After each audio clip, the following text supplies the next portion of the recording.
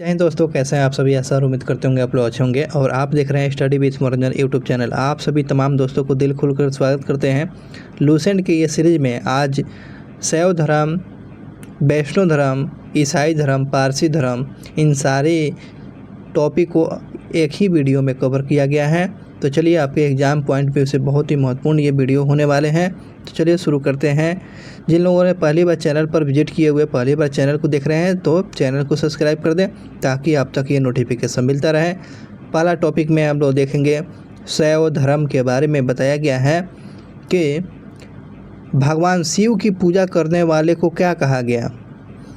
तो भगवान शिव की पूजा करने वाले को शैव और शिव से संबंधित धर्म को ही इसको बोला गया शैव धर्म। शिव भगवान की पूजा करने वाले को शैव बोला गया और शिव से संबंधित धर्म रखने वाले, इनका अस्तित्व रखने वाले को ही शैव धर्म के नाम से जाना गया।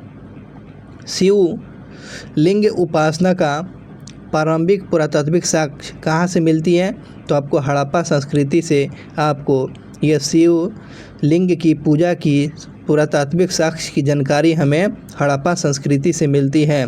तो यह शिव लिंग की उपासना की जानकारी हमें कहाँ से मिलती है, तो हड़प्पा संस्कृति से मिलती है। ऋग्वेद में शिव के लिए किस देवता के रूप में प्रयोग किया गया है, तो ऋग्वेद में पूछ रहा है भगवान शिव को किस रूप में बताया गया है, तो रुद्र के रूप में, रुद्र देवता के रूप में बताया गया है भगवान शिव को। अथर्ववेद में बात करते हैं। अथर्ववेद में भाव, सौर्व, पशुपति, भूपति कहा गया है। तो देखिएगा, तो आपको अथर्ववेद में आपको भगवान शिव को भाव, सौर्व, पशुपति, भूपति के नाम से इनको संबोधित किया गया है अथर्ववेद में। और ऋग्वेद में क्या बोला गया है, रुद्र बोला गया है। ऋग्वेद में रुद्र बोला गया है, लेकिन शैव धर्म में आपको ध्यान रखेंगे, ऋग्वेद में आपको भाव, सौर्व, पशुपति, भूपति कहा गया है अथर्ववेद में। लिंग पूजा का पहला स्पष्ट वर्णन जो किस पुराण में मिलता है, तो लिंग पूजा की जो है स्पष्ट वर्णन जो है मत्स्य पुराण में ही मिलता है। लिंग पूजा की जो स्पष्ट जो है जानकारी हमें कहाँ से मिलती है, तो मत्स्य पुराण से मिलती है। मत्स्य पुराण से, इस बात को ध्यान रखिएगा। महाभारत के अनुसार पर्व से लिंग पूजा का वर्णन मिलता है। तो ध्यान रखेंगे, महाभारत के अनुशासन पर्व से ही आपको लिंग पूजा की जानकारी मिलती है। महाभारत में जो है अनुशासन पर्व से हमें लिंग पूजा की जानकारी मिलती है। रुद्र की पत्नी के रूप में पार्वती को नाम जो है किस आरण्यक में मिलता है, तो तैत्तिरीय आरण्यक में मिलती है। तो रुद्र के रूप में पार्वती की जानकारी हमें किस आरण्यक से मिलती है, तो तैत्तिरीय आरण्य से हमें रुद्र की पत्नी पार्वती की जानकारी हमें तैत्तिरीय आरण्यक से मिलती है। इस बात को ध्यान रखेंगे।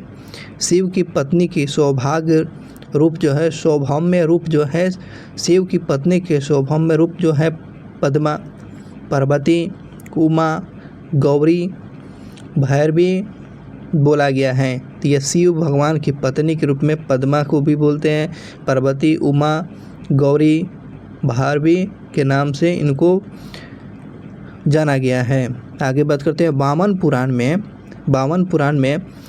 पुराण में शैव संप्रदाय की संख्या कितनी बताई गई है, तो शैव संप्रदाय की संख्या 4 बताई गई है। तो क्वेश्चन पूछेगा कि शैव संप्रदाय की संख्या 4 बताई गई है किस पुराण में, तो ये वामन पुराण में बताइए, वामन पुराण में बताए गए हैं। और ये कौन कौन से पुराण में कौन सी संख्या बताई गई हैं, तो पशुपत, काल्पिक और कलामुख और लिंगायत, ये 4 संप्रदाय शिव के संप्रदाय, शैव संप्रदाय के 4 संप्रदाय कौन कौन से हैं, पाशुपत,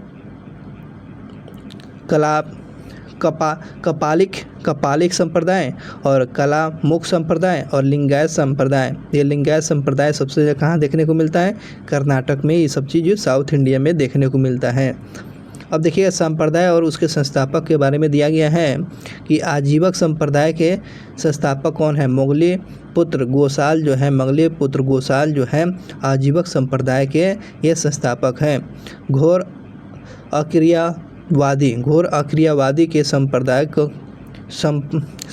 के संस्थापक कौन थे, तो पूरक कश्यप किस संप्रदाय के संस्थापक थे, तो घोर अक्रियावादी संप्रदाय के संस्थापक पूरक कश्यप। बात करते हैं यथादृष्टावाद के संस्थापक कौन थे? आचार्य अजीत थे। यथादृष्टावाद के संस्थापक आचार्य अजीत इनके संस्थापक थे। भौतिकवादी पूछेगा, भौतिकवादी संप्रदाय के संस्थापक कौन है? पकुध कचायन जो है, और ये भौतिक दर्शन से संबंधित है। कचायन किस संप्रदाय से संबंधित है? तो भौतिकवादी संप्रदाय से संबंध रखने वाले संस्थापक कौन थे? पकुध कचायन जो इनके संस्थापक थे। बात करते हैं अनिश्चयवादी की संप्रदाय के संस्थापक कौन? तो संजय बेटलपुत्र जो थे आपको अनिश्चयवादी संप्रदाय के संस्थापक हैं। ये संप्रदाय थोड़ा सा याद रखेंगे। आगे बढ़ते हैं।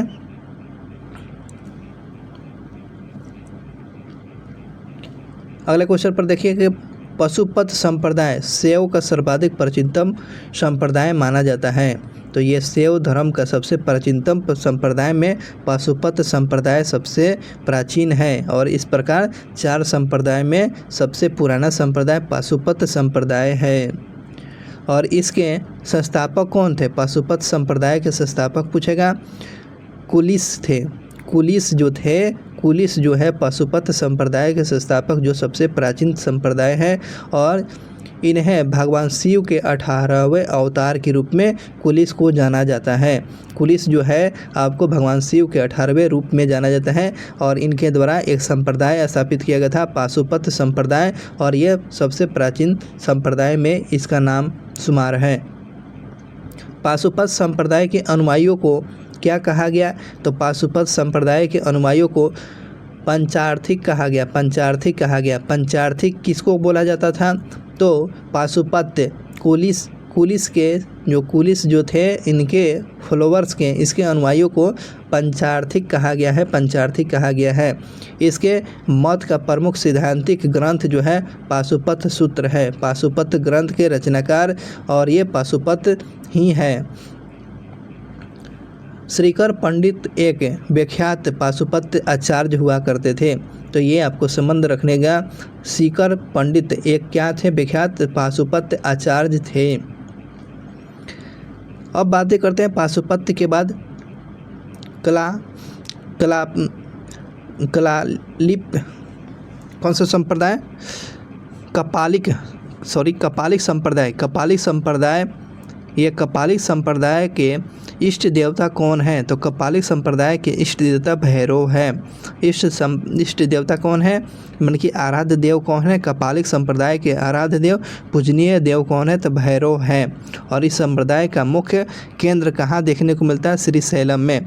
तो कपालिक संप्रदाय के प्रमुख स्थल केंद्र कहाँ पर है? तो ये श्रीशैलम जो है, श्रीशैलम। और कपालिक संप्रदाय के इष्ट देवता कौन है? तो भैरव है, काल भैरव यही है। कलामुख संप्रदाय। अब बात करते हैं कलामुख संप्रदाय के अनुयायियों को शिव पुराण में महावर्तधर कहा गया है। तो महावर्तधर किस संप्रदाय के बोला गया है? तो कलामुख संप्रदाय के फॉलोवर्स को जो है महावर्तधर कहा गया है। और इस संप्रदाय के लोग जो है नर कपाल में, माने कि मानव के कपाल में भोजन करते हैं। किस संप्रदाय के लोग मानव के कपाल में भोजन करते हैं? कलामुख संप्रदाय। और कलामुख संप्रदाय को क्या कहा गया? महावर्तधर कहा गया है। और ये संप्रदाय के लोग नर कपाल में भोजन करते हैं, जल तथा सुरापान भी करते हैं, माने कि दारू पीते भी हैं। ठीक है, साथ ही साथ शरीर में चिता लगाते हैं, भस्म में लगाने का काम ये कलामुख संप्रदाय के लोग करते हैं। तो इस बात को ध्यान रखेंगे। तो ये बात हो गया 3 संप्रदाय। अब जो चौथा संप्रदाय है लिंगायत संप्रदाय। और यह दक्षिण में प्रचलित, जो कर्नाटक में आप जाइएगा वहाँ पर दक्षिण भारत तमिलनाडु में सबसे ज़्यादा लिंगायत संप्रदाय देखने को मिलता है। और इन्हें गंजम भी कहा जाता है। गंजम भी कहा जाता है। तो लिंगायत संप्रदाय को क्या कहा गया? इन्हें गंजम भी कहा जाता है। और इस संप्रदाय के लोग जो हैं शिवलिंग की उपासना भी करते हैं। लिंगायत संप्रदाय यह शिवलिंग की उपासना करते हैं और इन्हें गंजम कहा जाता है, गंजम कहा जाता है। अगले बात करते हैं अगले क्वेश्चन पर। शून्य संपादने लिंगायतों का मुख्य धार्मिक ग्रंथ है। शून्य संपादने जो है लिंगायतों का मुख्य धार्मिक ग्रंथ है। तो लिंगायतों का धार्मिक ग्रंथ के रूप में किसको बोला गया है? तो शून्य संपादने को बोला गया है। इस बात को हमेशा ध्यान रखेंगे। वसव पुराण में एक पुराण जो है वसव पुराण में लिंगायत संप्रदाय के प्रवर्तक किसको बोला गया है? तो वसव पुराण में लिंगायत संप्रदाय के प्रवक्ता अल्लभ प्रभु को बोला गया है। तो वासव पुराण में लिंगायत संप्रदाय के प्रवर्तक के रूप में किसको बोला गया है? तो अल्लभ प्रभु को बोला गया है तथा उसके शिष्य जो है वासव कहलाए, है ना। अल्लभ प्रभु के जो शिष्य वासव कहलाए और इस संप्रदाय के वीर शिव संप्रदाय भी कहा जाता है, वीर शिव संप्रदाय कहा जाता है। तो बात समझ में आ गया। तो वीर शिव संप्रदाय किसको बोला गया? अल्लभ प्रभु के जो है लिंगायत संप्रदाय के जो प्रवर्तक हैं अल्लभ प्रभु, और उसी के संप्रदाय के को क्या कहा गया? वीर शिव कहा गया है और उसके शिष्य को वासव कहा गया, वासव कहा गया है। तो ये बात हमेशा ध्यान रखेंगे। चलिए नोट में पढ़ते हैं। वासव और उनका भतीजा चन्ना वासव कर्नाटक के कलचुरी राजाओं के दरबार में रहा करते थे। जैनों के साथ कठिन संघर्ष के उपरांत उन्होंने अपने मतों की स्थापना किया था। उन्होंने जाति प्रथा का कड़ा विरोध किया और उपासना, प्रतिभोज, तीर्थ यात्रा और बलि प्रथा को अस्वीकार किया था और बाल विवाह का विरोध किया था और बाल विधवा विवाह को अनुमति मिला हुआ था। ये वासव के पुत्र वासव और उनके भतीजा जो है ये कलचुरी कर्नाटक के राजाओं के साथ वाद विवाद होता रहा था, लेकिन इन विवादों के चलते इन विवादों में अपने आप को स्थापित भी किया। ठीक है, आगे बात करते हैं। 12वीं शताब्दी में ध्यान रखेंगे, 12वीं शताब्दी में राजा कुलोतुंगा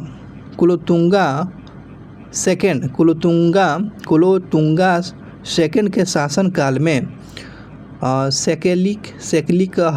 सेकलिकहर द्वारा लिखित जो पुस्तक जो है क्या पुस्तक जो होगा, पुस्तक क्या है?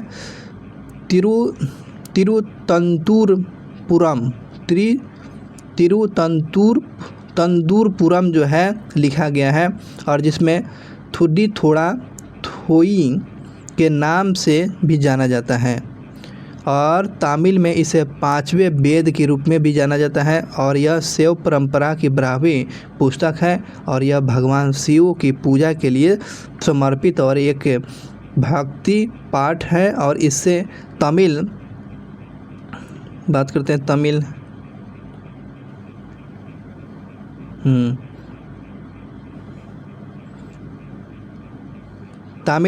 में भगवान शिव के भक्तों के द्वारा व्यापक रूप से पढ़ा और सुनाया जाता है और तमिल और शैव परंपरा के अनुयायियों के लिए आध्यात्मिक ज्ञान के महत्वपूर्ण स्रोत माना जाता है। और यह तमिल शैव के विविध कवियों, तिरस, नायरों और कहानियों में बताया जाता है। अब चलिए सुनिएगा इसका मतलब। देखिए बात है 12वीं शताब्दी की। कब की बात? 12वीं शताब्दी में। 12वीं शताब्दी के राजा कौन थे? तो राजा कुलोतुंगा के शासनकाल में और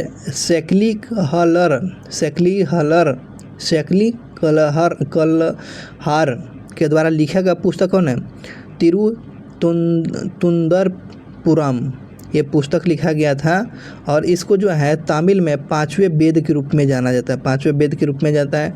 और इस वेद को जो पुस्तक में क्या है, ये तमिलनाडु में शैव के प्रचार के लिए, उसकी परंपरा के अनुयायियों को बताने के लिए आध्यात्मिक महत्वपूर्ण इसको माना जाता है। ठीक है, नायरों की कहानियाँ, कविताओं के बारे में ये बताने वाला पुस्तक है, इसलिए इम्पोर्टेंट है। चलिए बात करते हैं 10वीं शताब्दी में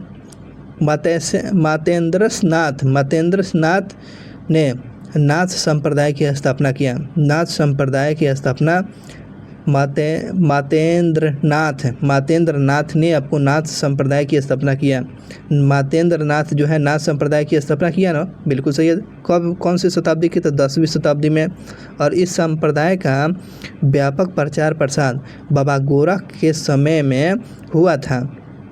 नाथ संप्रदाय का जो है सबसे ज़्यादा प्रचार प्रसार जो है बाबा गोरख के समय में हुआ था, और ये 10वीं शताब्दी के बाद है। गोरख नाथ के वर्ण व्यवस्था तथा ब्राह्मणों के विशेषाधिकार की आलोचना करता है। तो ये नाथ संप्रदाय के जो है वर्ण व्यवस्था को जो है विरोध करता है, और ब्राह्मणों को जो विशेष अधिकार जो दिया गया है उसको ये विरोध करता है नाथ संप्रदाय। उनके द्वारा जो प्रतिपादित सिद्धांत को तंत्र कहा गया है, कि नाथ संप्रदाय के जो है सिद्धांतित जो है बात को क्या बोला गया? तंत्र कहा गया जाता है। और इस सदस्यता बिना जाति भेदभाव के लिए खोली गई है, माने कि किसी भी जाति के लिए ये धर्म जो है नाथ संप्रदाय खोला गया है, ये बात बताया गया है। दक्षिण भारत में शैव धर्म चालुक्य, राष्ट्रकूट, पल्लव और चोलों के लोकप्रिय रहा है। दक्षिण भारत में ये जो है चालुक्य, राष्ट्रकूट, पल्लव और चोल ये सबसे ज़्यादा प्रचलित रहा है, इस बात को तो ध्यान रखेंगे। पल्लव काल में शैव धर्म का प्रचार प्रसार नायरों के द्वारा किया गया था। पल्लव काल में जो है शैव धर्मों का प्रचार नायरों के द्वारा किया गया था, इस बात को ध्यान रखेंगे। नयनार संतों की संख्या कितनी बताई गई? 63 बताई गई है। नयनार संतों की संख्या पूछेगा तो कितनी बताई गई है? तो आपको 63। तो नयनार मतलब कि शैव धर्म के जो प्रसार प्रसार नायरों के द्वारा किया गया किस काल में? तो पल्लव काल में किया गया था। और नयनार संतों की संख्या कितने बताया? तो 63 बताया गया है। और उसमें अम्पार, तिरुज्ञान, संबंदर और सुंदर मूर्ति अनेक नाम से उल्लेखित किया गया है, ऐसे ऐसे नाम है। बात करते हैं नोट में पशुपतिनाथ मंदिर। पशुपतिनाथ मंदिर कहाँ है? तो नेपाल की राजधानी काठमांडू में देखने को मिलता है पशुपतिनाथ मंदिर का मूर्ति काठमांडू में। 3 किलोमीटर उत्तर दक्षिण के बागमती नदी के किनारे जो है देवपाटन, कौन सा जगह? देवपाटन गांव में जाइएगा, वहां पर शिव मंदिर देखने को मिलेगा, पशुपतिनाथ का मंदिर। नेपाल के धर्मनिरपेक्ष राष्ट्र बनाए जाने से पहले यह मंदिर राष्ट्रीय देवता भगवान पशुपति का मुख्य निवास स्थल माना जाता था। और इस मंदिर परिसर में सन 1989 में यूनेस्को के विश्व धरोहर की सूची में इसको सम्मिलित कर लिया गया था। और विख्यात मुख्य मंदिर का निर्माण कला जो है नेपाली पैगोडा शैली में हुआ है। तो ये बात ध्यान रखेंगे। पशुपतिनाथ का मंदिर कहाँ है? तो आपको काठमांडू में की जगह पर देवपाटन में है। और यूनेस्को में कब शामिल किया गया? 1979 में 79 में किया गया। और यह किस शैली में निर्माण किया गया है? तो आपको पैगोडा शैली, नेपाली पैगोडा शैली में निर्माण किया गया। बस इतना ही याद रखेंगे इसमें। चलिए आगे बात करते हैं। एलोरा का प्रसिद्ध कैलाश मंदिर का निर्माण किसके द्वारा कराया गया था? तो एलोरा के कैलाश मंदिर का निर्माण राष्ट्रकूटों के द्वारा किया गया था। राष्ट्रकूटों के द्वारा कौन सा निर्माण किया गया? तो कैलाश मंदिर का निर्माण कराया गया किसके? तो एलोरा का जो है एलोरा का कैलाश मंदिर का निर्माण आपको राष्ट्रकूटों के द्वारा किया गया था, इस बात को ध्यान रखेंगे। आगे बढ़ते हैं। चोल शासक राज प्रथम ने तंजौर में प्रसिद्ध राजेश्वर शैव मंदिर का निर्माण कराया था, जिसे बृहदेश्वर मंदिर के नाम से भी जाना जाता है। तो ये चोल शासक जो थे, चोल शासकों, तो राज प्रथम ने तंजौर में आपको राजेश्वर मंदिर शैव मंदिर का निर्माण कराया था। और इसको राजेश्वर मंदिर को किस नाम से जानते हैं? तो बृहदेश्वर मंदिर का नाम से जाना जाता है। इसका निर्माण कौन कराया था? तो आपको राज प्रथम किस वर्ण के शासक थे? चोल शासक थे। चोल शासक ने बृहदेश्वर मंदिर का निर्माण कराया। ठीक है, तंजौर में पड़ता है, तंजौर में देखने को मिलता है। कुषाण शासकों की मुद्राओं पर किस देवता का चिन्ह मिलता है? तो शिव और नंदी बैल का चित्र मिलता है। शिव और नंदी बैल का आपको कुषाण शासकों के बता देगा कि बताइए कि किस शासकों की मुद्रा पर भगवान शिव और नंदी का एक साथ चित्र का अंकन मिलता है? तो ऑप्शन बनेगा चोल, कुषाण, तो कुषाण में इसका सही जवाब होगा कुषाण जो है शासकों के मुद्रा पर आपको शिव और नंदी बैल का चित्र मिलता है कुषाण शासकों के। बात करते हैं आगे। शिव आदित्य विचारधारा के प्रवर्तक जो है श्रीकांत शिवाचार्य हैं। शिव आदित्य विचारधारा के प्रवर्तक पूछेगा तो श्रीकांत शिवाचार्य को बोला गया है और इनके अनुसार शिव ब्रह्म एक और सम्मान है, श्रीकांत आचार्य के द्वारा माना गया। तो ये आपको शैव धर्म समाप्त होता है। अब बढ़ते हैं वैष्णव धर्म के बारे में। चलिए वैष्णव धर्म हम लोग देखते हैं। वैष्णव धर्म में क्या क्या इंपॉर्टेंट फैक्ट जो है जानकारियाँ इसको लेते हैं। चलिए इत्मीनान से देखते चलना है। पहली बार आप चैनल पर जुड़े हुए हैं तो चैनल को सब्सक्राइब कर लीजिएगा, अपने एक दोस्तों को ज़रूर लिंक शेयर कर दीजिएगा ताकि हमारे लिए यही मोटिवेशनल होगा। शैव धर्म की बात करते हैं। शैव धर्म देखिएगा, शैव धर्म के विषय के बारे में प्रारंभिक जानकारी हमें कहाँ से मिलती है तो शैव धर्म के वैष्णव धर्म के बारे में वैष्णव धर्म देख ले, शैव धर्म तक खत्म हो गया। वैष्णव धर्म के बारे में, तो वैष्णव धर्म के बारे में प्रारंभिक जानकारी हमें उपनिषद से मिलती है। तो आपको वैष्णव धर्म की जानकारी सबसे पहले कहाँ से मिलती है तो उपनिषद से देखने को मिलती है। इसका विकास जो है भागवत धर्म से होता है। इसका विकास जो है वैष्णव धर्म का विकास भागवत धर्म से हुआ है। और नारायण की पूजा मूलतः पंचरात कहते हैं, पंचरात कहे जाते हैं। नारायण की जो पूजा जो है इसको पंचरात को होता है। पंचरात की पूजा किस धर्म में है तो ये आपको वैष्णव धर्म में आपको जाना जाता है। वैष्णव धर्म की जानकारी आपको उपनिषद से मिलती है और पंचरात समझ में आ गया। पंचरात आपको वैष्णव धर्म में ये आपको एक पूजा का मूलतः प्रक्रिया है। वैष्णव धर्म के प्रवर्तक कौन है तो वैष्णव धर्म के प्रवर्तक जो है आपको कृष्ण है। तो वैष्णव धर्म के प्रवर्तक पूछेगा तो क्या बताएंगे कृष्ण थे, जो वृषण कबीले के ये नेता हुआ करते थे, राजा हुआ करते थे, इसमें बोल सकते हैं। तो ये वृषण कबीले के थे और इनका निवास स्थान जो कहाँ था मथुरा था। ये वृषण कबीले के ये आपके मुखिया थे और इसलिए इनको द्वारा जो है एक संप्रदाय एक धर्म की स्थापना करते हैं। वैष्णव धर्म के प्रवर्तक कृष्ण को बोलते हैं जिनका निवास स्थल मथुरा है। कृष्ण के द्वारा सर्वप्रथम उल्लेख जो है छंदोकोत उपनिषद में है ना। कृष्ण की जानकारी जो है छंदोकोत उपनिषद में देवकी पुत्र और अंगिरस के शिष्य के रूप में हुआ है। तो बात समझ में आएगा, शैव धर्म को समझ में आ रही है ना। तो यह कृष्ण का उल्लेख जो है किस उपनिषद में तो छंदोकोत उपनिषद में मिलती है, जिसमें देवकी का पुत्र किस उपनिषद में बताया गया है कृष्ण भगवान को तो आपको छंदोकोत उपनिषद में। और अंगिरस के शिष्य थे। कृष्ण भगवान किसके शिष्य थे अंगिरस के शिष्य हैं। कृष्ण भगवान किसके शिष्य हैं तो अंगिरस के शिष्य हैं।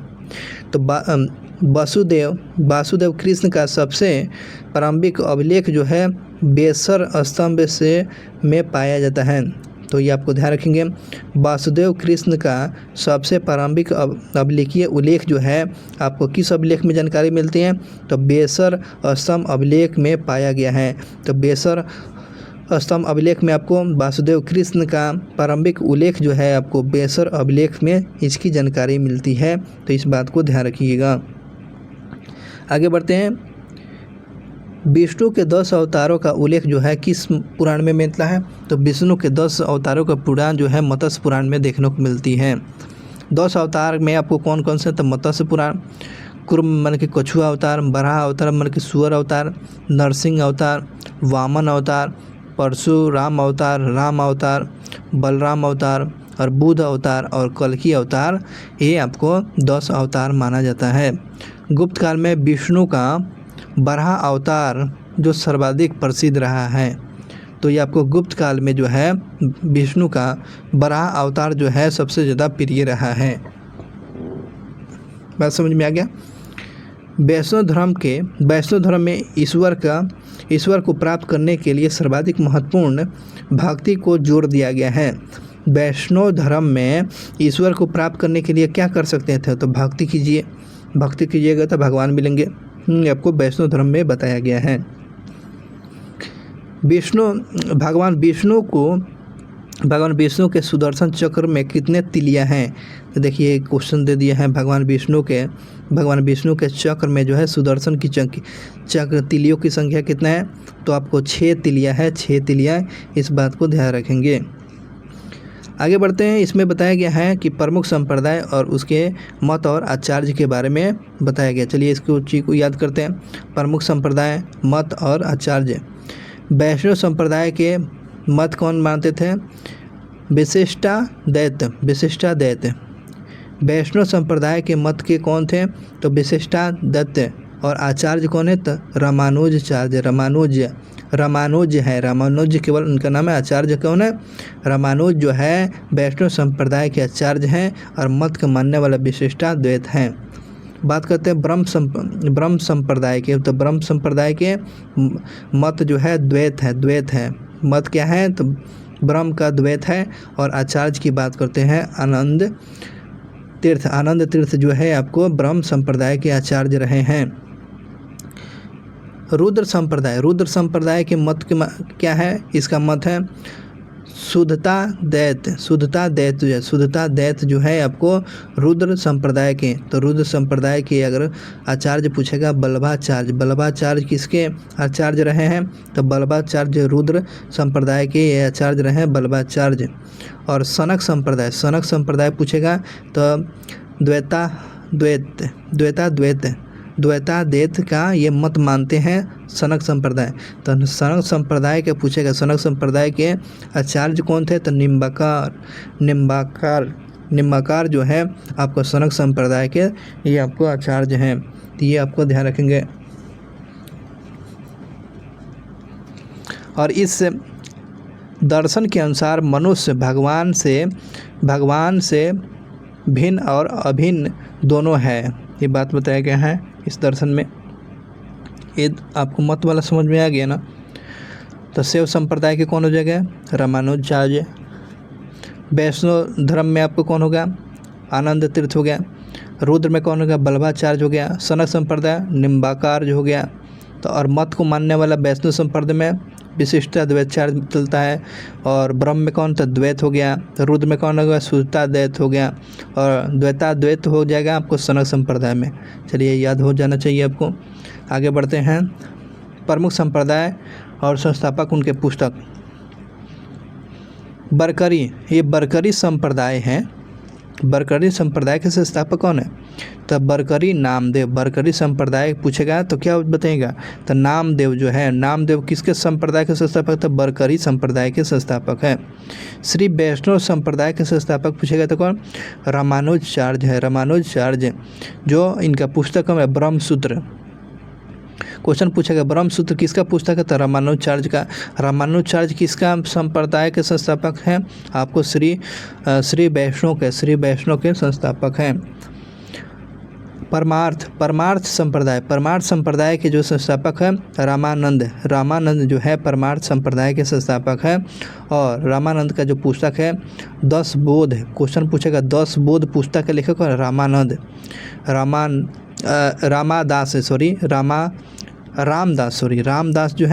रामदास जो है 10 बोध के ये पुस्तक लिखे हैं। और ये रामदास जो है किस संप्रदाय के संस्थापक प्रमुख रहे हैं? तो परमार्थ संप्रदाय के ये संस्थापक हैं। उसके बाद बात करते हैं राम भक्त जो है इसके संस्थापक रामानंद सागर जी को जाना जाता है। और इनके पुस्तक है अध्यात्म रामायण के जो लिखे कौन है? तो अध्यात्म रामायण जो है रामानंद के द्वारा लिखा गया है। एक बार और पढ़िए। बरकरी संप्रदाय नामदेव, श्री वैष्णव रामानुज जो इनका पुस्तक का ब्रह्मसूत्र है। परमार्थ के होते हैं रामदास है, रामदास का पुस्तक है 10 बोध। और राम भक्त जो है रामानंद, उनकी पुस्तक है अध्यात्म रामायण। अंकुर वाटिका का जो प्रसिद्ध जो मंदिर है आपको कंबोडिया में, जो राजा सूर्यवर्मन सेकेंड के द्वारा आपको 1113 ईस्वी से लेकर 1150 ईस्वी में बनाया हुआ था। और इस मंदिर में लगभग 10.5 फीट ऊंची जो है भगवान विष्णु की जो है मूर्ति स्थापित किया गया है अंकुर वाटिका में।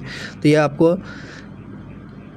वैष्णव धर्म संप्रदाय जो था, वैष्णव धर्म आपको ख़त्म हुआ। अब बातें करते हैं इस्लाम धर्म के बारे में, जो है क्वेश्चन क्या क्या पूछे जा सकते हैं। चलिए इस्लाम धर्म के बारे में देखते हैं। इस्लाम धर्म के संस्थापक पूछेगा तो हज़रत मोहम्मद साहब जो है, हज़रत मोहम्मद साहब किस धर्म के संस्थापक हैं, तो आपको इस्लाम धर्म के। हज़रत मोहम्मद साहब का जन्म आपको 570 में हुआ है। कहाँ हुआ था? मक्का में हुआ था। और कुरैश कबीले के में हुआ था। कुरैश कबीला प्रमुख क्या थे? ये आपको हज़रत मोहम्मद साहब का जन्म 570 में हुआ था, मक्का में हुआ था। और प्रमुख जो थे कुरैश कबीले में हुआ था, कुरैश कबीले में हुआ था। और इनके पिता की बात करते हैं, अब्दुल्ला इनके पिता का नाम है। और माता का नाम अमीना है। माता का नाम क्या है? अमीना है। इनका लालन पालन जो है चाचा अबुल तालिब से किया गया। इनका लालन पालन जो है चाचा अबू तालिब से किया गया था।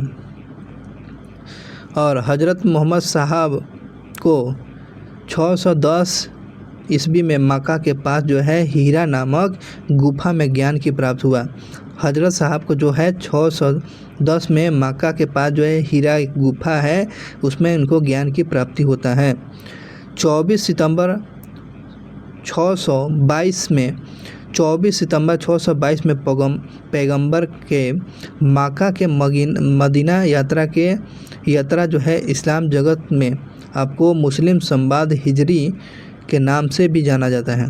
तो आपको हिजरी संवाद शुरू कब होता है? तो आपको 622 ईसा पूर्व को माना जाता है। और किसको क्यों मानते हैं? तो पैगंबर साहब जो है मक्का से मदीना की यात्रा जो इस्लाम जगत में मुस्लिम संवाद हिजरी के नाम से जाना जाता है। मोहम्मद साहब की शादी जो है 25 वर्ष की उम्र में एक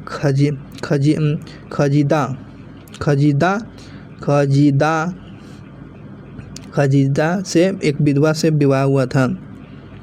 मोहम्मद साहब का विवाह 25 वर्ष के एक विधवा से इनका खदीजा से विवाह हुआ था। और इनकी मोहम्मद साहब की पुत्री का नाम क्या था? फातिमा था। इनका पुत्री का नाम फातिमा। और दामाद कौन थे? तो अली थे। मोहम्मद साहब का जो है आपको दामाद अली थे और पुत्री फातिमा, वाइफ का नाम खजीदा। चलिए आगे बढ़ते हैं। देवदूत जो है देवदूत जब्रियल ने पैगंबर मोहम्मद साहब के पुराण अरबी भाषा में प्रेरित किया था। तो देवदूत जो है जब्रियल जो है पैगंबर मोहम्मद साहब को जो कुरान अरबी भाषा में प्रेरित किया था। कुरान जो इस्लाम की ये पवित्र ग्रंथ है। कुरान जो क्या है? इस्लाम जगत की पवित्र ये ग्रंथ है। यह पवित्र जो ग्रंथ जो है में आपको 114 अध्यायों में बांटा गया है। 114 अध्यायों में कुरान को बांटा गया है। और इसमें पद की संख्या कितना है? 6360 पद इसमें बताया गया है। पद की संख्या आपको कितना है? 6360 याद रखेंगे, 6360। और चैप्टर कितना है? अध्याय कितना है? तो 114 में बांटा गया है। पैगंबर मोहम्मद साहब ने कुरान की शिक्षा का उपदेश दिया हुआ है। पैगंबर मोहम्मद साहब ने कुरान की शिक्षा का उपदेश दिया है। इस बात को ध्यान रखेंगे। मोहम्मद साहब की मृत्यु जो है 8 जून आपको 632 में 8 जून 632 में हो गई। और मदीना में इनको दफना दिया गया है। मोहम्मद साहब को कहाँ दफनाया गया है? मदीना में। इनकी मृत्यु जो है 8 जून 632 में इनकी मृत्यु हो गया। मोहम्मद साहब की मृत्यु के बाद इस्लामी सुन्नी और शिया में बंट गया। इस्लामी जगत जो है शिया और सुन्नी में बढ़ जाता है और 2 पंथों में विभाजित हो जाता है। सुन्नी किसको बोलते हैं? सुन्नी उसको बोलते हैं जो सुनने में विश्वास करते हैं, उसको सुन्नी। जो सुन्ना जो है पैगंबर मोहम्मद साहब के कथाओं के कार्यों का वितरण की जानकारी मिलता है सुन्नी में। सुन्नी जो है ऐसे संप्रदाय हैं जो पैगंबर साहब के जो है सुनी हुई कथाओं पर, सुनी हुई बातों पर ये विचार करते हैं। और बात करते हैं शिया अली के शिष्यों में विश्वास करते हैं। शिया जो है शिया अली के शिक्षाओं में विश्वास करते हैं और उन्हें मोहम्मद साहब का जो है न्याय सम्मान उत्तराधिकारी माने जाते हैं। अली साहब को जो है आपको मोहम्मद साहब का ये आपको न्याय सम्मत अधिकारी के रूप में आपको अली साहब को जाना गया, अली को जाना गया है। अली जो है मोहम्मद साहब का ये दामाद था, है ना। ये अली जो है यह मोहम्मद साहब का ये दामाद था और उसके बाद पैगंबर साहब का उत्तराधिकारी के रूप में ये काम किया था। अली की जो है 661 में हत्या कर दिया गया। अली की हत्या कब कर दिया गया? 661 में हत्या कर दिया गया। और अली के पुत्र जो है हुसैन, अली के पुत्र जो है हुसैन की हत्या आपको 608 में कर दिया गया। करबला ईरान नामक जगह पर कर दिया। करबला जो है कहाँ पड़ता है? ईरान में कर दिया गया। हुसैन का अली के पुत्र जो है हुसैन की हत्या जो है 680 में कर दिया गया। करबला ईरान में कर दिया गया। इन दोनों की हत्याओं ने शिया को जो है निश्चित मत का रूप दे दिया। ठीक है, खाली मार काट ही हत्या है। आगे पढ़िए। पैगंबर साहब उत्तराधिकारी को क्या कहा जाता था? पैगंबर साहब के उत्तराधिकारी का जो है उत्तराधिकारी को खलीफा कहा जाता है। पैगंबर साहब के जो उत्तराधिकारी को खलीफा कहा जाता है। इस्लाम जगत में खलीफा का पद जो है आपको 1924 तक ले रहा है। इस्लाम जगत में खलीफा का पद जो है कब तक ले रहा है? तो 1924 तक ले। 1924 ईस्वी में तुर्की के शासक जो थे मुस्तफ़ा कमाल पाशा ने समाप्त कर दिया। 1924 में तुर्की के जो शासक थे मुस्तफ़ा कमाल पाशा ने खलीफा का पद 1924 में समाप्त कर दिया। अब बात करते हैं इबन इसाक ने सर्वप्रथम पैगंबर साहब का जीवन चरित्र लिखा है। तो पैगंबर साहब को जो जीवन चरित्र के बारे में इब्सन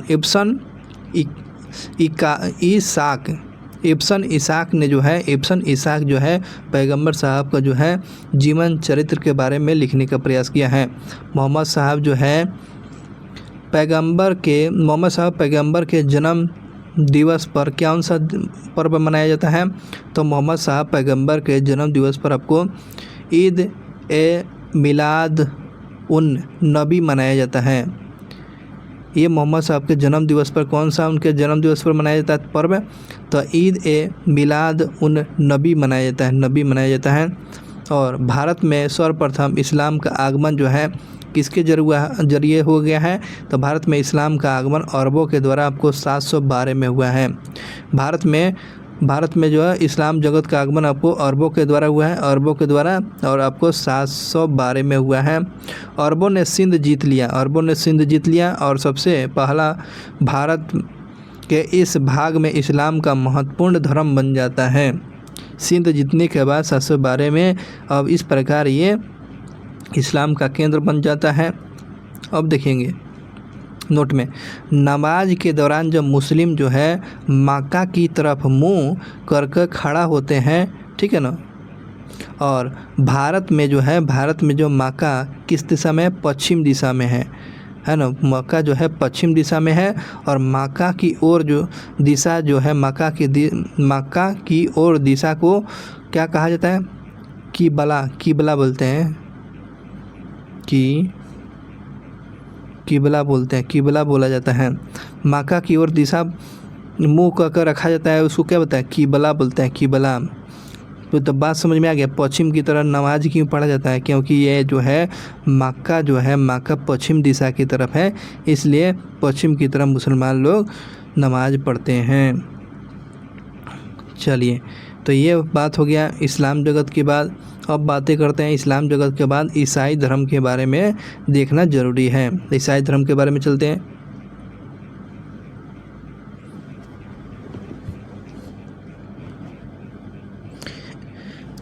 ईसाई धर्म के संस्थापक कौन?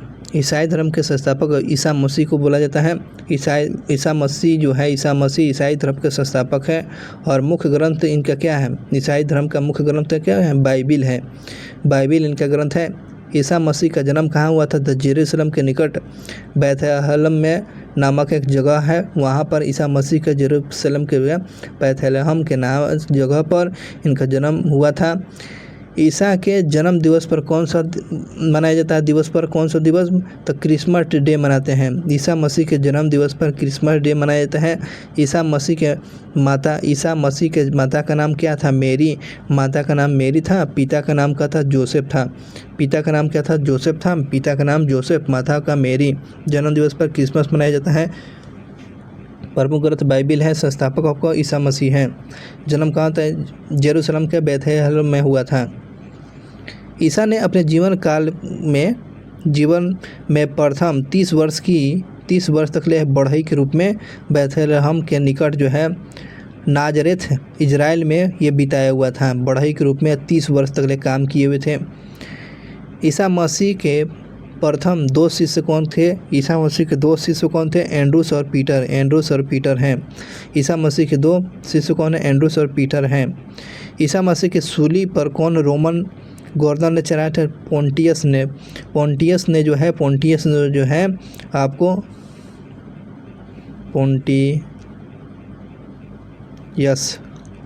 पोंटियस ने जो है ईसा मसीह को ये आपको सूली चढ़ाया हुआ था। पोंटियस ने ईसा मसीह को सूली चढ़ाया हुआ था। कौन सा करना? पोंटियस ने सूली चढ़ाया हुआ था। आगे बात करते हैं ईसा मसीह का जो है कब सूली चढ़ाया गया? तो 33 ईस्वी में आपको सूली चढ़ाया गया। कब चढ़ाया गया था? तो 33 ईस्वी में। ऑप्शन में देगा 33 ईसा पूर्व, तो ये गलत हो जाएगा, केवल ईस्वी होगा इसमें। 33 ईस्वी में सूली चढ़ाया जाएगा पोंटियस के द्वारा। और उनका पवित्र चिन्ह क्या है? क्रॉस है। ये है यही ना पवित्र चिन्ह क्या है? ये क्रॉस है। ईसाई त्रितत्व में विश्वास करते हैं, तो यही जो है क्रॉस की तरह 3 गो तरफ है। तो कौन कौन है? ईश्वर पिता, ईश्वर पुत्र और ईश्वर पवित्र आत्मा। ठीक है, तो ये 3 तत्वों में विश्वास करते हैं। 12वीं शताब्दी में फ्रांस के प्रारंभिक भवनों की तुलना में अधिक ऊंचा और हल्के चर्चों के निर्माण शुरू हुआ। और वास्तुकला में यह जो है शैली है गोथिक नाम से जाना जाता है। और इस वास्तुकलात्मक शैली जो उत्कृष्ट उदाहरण में एक जो है पेरिस का नोट्रे-डेम चर्च जो है महत्वपूर्ण है। पेरिस का जो है नोट्रे-डेम चर्च जो है गोथिक यह शैली में निर्माण कराया गया है। और 12वीं शताब्दी में चर्च का निर्माण फ्रांस में जो है देखा गया था। और इस प्रकार हम लोग देख लिए इस्लाम जगत के बारे में। अब बातें करते हैं पारसी धर्म के बारे में। कौन सा धर्म? पारसी धर्म के बारे में देख लेते हैं। चलिए पारसी धर्म को देख लेते हैं। पारसी धर्म के पैगंबर जरथुरुट जो है ईरानी थे। पारसी धर्म कौन से है? तो ये आपको जरथुरुट जो है ईरानी थे। और इनके शिष्यों की संकलन जो है आपको किस ग्रंथ में देखा जाता है? जिद्दा अवेस्ता नामक ग्रंथ में देखने को मिलता है। तो ये क्वेश्चन पूछता है जिद्दा अवेस्ता किस धर्म के ये ग्रंथ हैं? तो आपको पारसी धर्म के। और दादा भाई नौरोजी जो ये पारसी धर्म से संबंध रखते थे। ठीक है ना। जिद्दा अवेस्ता जो है ये क्या है? पारसी ग्रंथ है, जो पारसियों के धार्मिक आपको ग्रंथ के रूप में इसे जाना जाता है। इसकी मूल जो शिक्षा सूत्र जो है क्या क्या है? पारसियों के जो है मूल शिक्षा किस पर आधारित है? सत्य विचार, सत्य वचन, सत्य कर्म, ये जो है इसी पर आधारित है। सत्य विचार रखिए, सत्य वचन और सत्य कार्य कीजिए। ये आपको पारसी का मुख्य शिक्षा का आधार बताया गया है। इसके अनुयायी एक ईश्वर, इस एक ईश्वर को क्या मानते हैं? अहूर बोलते हैं, अहूर। इसके अनुयायी एक ईश्वर को क्या कहते हैं? अहूर को मानते हैं। अहूर देवता किस में? तो पारसी धर्म में अहूर देवता। तो ये क्वेश्चन पूछेगा कि अहूर देवता कहाँ? तो अहूर देवता आपको पारसी में देखने को मिलता है। इस धर्म के अनुयायियों को क्या? तो अग्नि पूजक भी कहा जाता है। कि इस धर्म के जो लोग को अनुयायियों को अग्नि पूजक कहा गया। तो पारसी पारसी धर्म के बोलते हैं, है ना। तो ये आपको अहूर हो गया, अग्नि पूजक के रूप में इनको जानते हैं। इनका शिक्षा जो है सत्य विचार, सद वचन, सत्कर्म। और पारसी धर्म जो है पैगंबर ज़रथुष्ट्र ईरानी के द्वारा, और इनको शिक्षाओं का ग्रहण जेद्दा अवेस्ता में किया गया है। दादा में नौरोजी पारसी थे, जिसे ग्रैंड ओल्ड मैन के नाम से भी जानते हैं। और इस प्रकार से दोस्तों पारसी धर्म समाप्त हुआ, इस्लाम धर्म समाप्त हुआ। और उसके बाद जो है इस्लाम जगत के बाद संप्रदाय के बारे में हम लोग देखें। संप्रदाय के बारे में शैव धर्म, वैष्णव धर्म। और इस प्रकार से आपको लूसेंट का आपको जितने भी धर्म दिया हुआ था इन टॉपिक में हम लोग कवर कर लिए। बहुत बहुत धन्यवाद आपको, शुक्रिया। वीडियो अच्छा लगा हो तो वीडियो को लाइक कर दें ताकि आप तक ये जानकारी मिलती रहे। मिलते हैं नेक्स्ट वीडियो क्लास में। नेक्स्ट वीडियो क्लास का इंतज़ार कीजिए। शुक्रिया आपको, बहुत बहुत धन्यवाद।